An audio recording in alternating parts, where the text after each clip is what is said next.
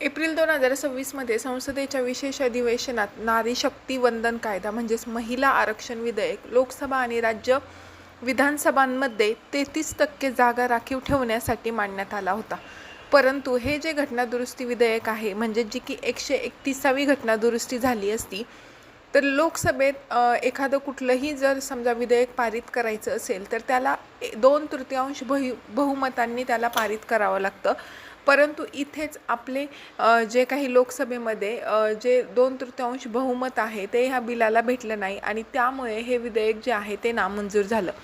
आता या विधेयकाचे प्रमुख मुद्दे कुठले आहेत ते आपण थोडक्यात बघू. तर सगळ्यात पहिलं हे विधेयक महिला आरक्षण विधेयक होतं आणि जी की 131वी घटनादुरुस्ती विधेयक झालं असतं.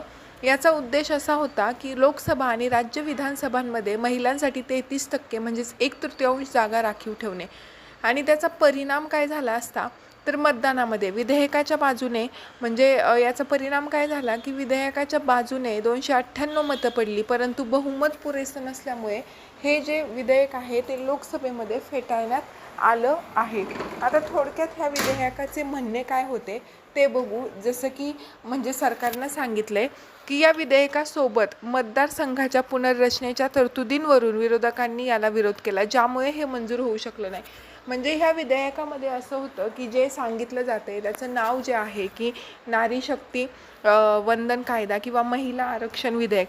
तर आता याच्यामध्ये महिला आरक्षण म्हटलं की आपल्याला सगळ्यांनाच वाटतं की हे महिलांसाठीचं विधेयक आहे आणि याच्यामुळे महिलांना काहीतरी फायदा होणार आहे. तर बरोबर हे महिलांविषयीचंच विधेयक आहे.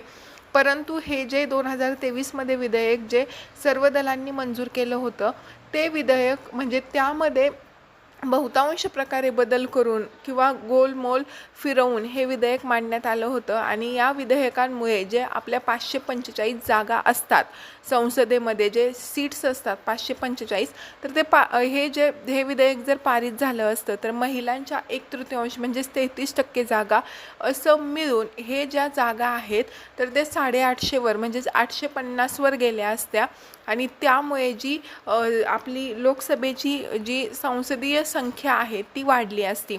परंतु याच कारणामुळे जे विधेयक आहे त्याला विरोधी पक्षांकडनं नामंजुरी देण्यात आली किंवा विरोध करण्यात आला.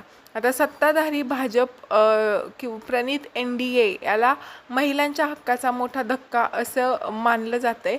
म्हणजे ते म्हणत आहेत की जे विरोधी पक्ष आहेत तर ते कधीच महिलांच्या सोबत नाहीत, त्यांना कधीच नारी शक्तीला प्रोत्साहन द्यायचं नाही आणि म्हणूनच त्यांनी या विधेयकाला हरवले असं म्हटलं आहे.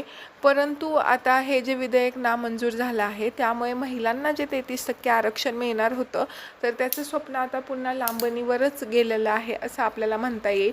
आता याच्यामध्ये एक आणखी मुद्दा इथं येतो की 545 जागा ऑलरेडीच आहेत आपल्या.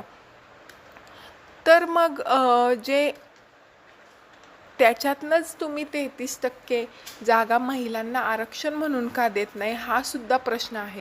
आता या विधेयक जे नामंजूर झालं आहे याला 2 पद्धतीने बघण्यात येत आहे की एकीकडे याला बघण्यात येत आहे की महिलांवरतीचा हा अन्याय आहे आणि दुसरीकडून याला म्हणण्यात येत आहे की मोदी सरकारचा हा एक स्ट्रोक होता जेणेकरून 2029 आणि मोदी सरकारला निवडणुकीच्या आधीच हे बिल पास करून घ्यायचं होतं, जेणेकरून त्यांना निवडणुकीमध्ये जशी त्यांची 12 वर्ष एक हाती सत्ता होती तशीच एक हाती सत्ता त्यांना इथून पुढे सुद्धा ठेवायची आहे.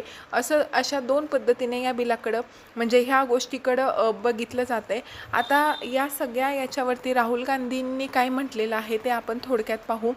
तर राहुल गांधी यांनी असं म्हणलं आहे की महिला या आपल्या राष्ट्राच्या संकल्पनेतील मुख्य भाग आहेत. आज सभागृहात बसल्यापैकी सर्वजण त्यांच्या आयुष्यातील महिलांकडून शिकलेले असतील, त्यांच्यावर महिलांचा प्रभाव असेल. आई, बहीण किंवा किरेन रिजिजू म्हणाले तसं पत्नीकडूनही आपण अनेक गोष्टी शिकलेल्या असतील, पण पंतप्रधान आणि माझ्याबाबत पत्नीचा मुद्दा गैरलागू ठरतो. आम्हाला तिकडून या संदर्भातील काही माहिती मिळत नाही असं वक्तव्य राहुल गांधींनी दिलं. राहुल गांधी त्यांच्या या वक्तव्यावर सभागृहात एकच म्हणजे काय म्हणतात ना हाशा पिकला. अगदी भाजपच्या किरेन रिजिजू यांना सुद्धा खळखळून हसू आले. आता विधेयकावर राहुल गांधी यांचे भाषण सुरू असताना काँग्रेसने प्रतिकारात्मक राजकारण करून देशाला राजकीय मेसेज दिल्याची चर्चा आहे.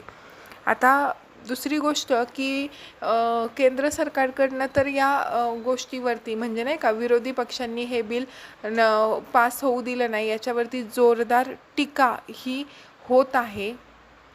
आता तुमचं या विधेयकाबाबतीत काय म्हणणं आहे आणि खरी या विधेयकामध्ये खऱ्याच काय काय गोष्टी आहेत. आता प्रियंका गांधींनी सुद्धा म्हटलं की 2023मध्ये ज्यावेळेस मोदी सरकारनं हे 33% विधेयक मांडलं होतं, तर त्यावेळेस आम्ही ते विधेयकाला मंजुरी दिली होती, सर्व दलांनी त्या विधेयकाला मंजुरी दिली होती. परंतु आत्ता जर विचार केला तर त्या विधेयकांमध्ये काही गोष्टी अशा ॲड केलेल्या आहेत की ज्या म्हणजे महिलांच्या नावाखाली हे स्वतः त्यांच्या गोष्टी करून घेत आहेत असंच आपल्याला दिसत आहे. आणि त्यामुळे त्यांचं असं म्हणणं आहे की फक्त जर तुम्ही नारी शक्तीसाठी किंवा त्यांच्या आरक्षणासाठीचं जर विधेयक तुम्ही संसदेत मांडत असाल तर त्याला आमचा नक्कीच पाठिंबा असेल. परंतु महिलांच्या नावाखाली तुम्ही सीट्स वाढवत आहेत किंवा तुमचा राजकीय फायदा याच्यामधनं करून घेत असाल तर ह्या विधेयकाला नक्कीच आमची जी आहे ती विरोध असणार आहे. तर तुम्हाला या सगळ्या प्रकरणाबद्दल काय वाटतं नक्की खाली कमेंट करून सांगा. आणि हे विधेयक पास व्हायला पाहिजे होतं का आणि पाहिजे होतं तर का हे सुद्धा खाली कमेंट करून नक्की कळवा. थँक्यू.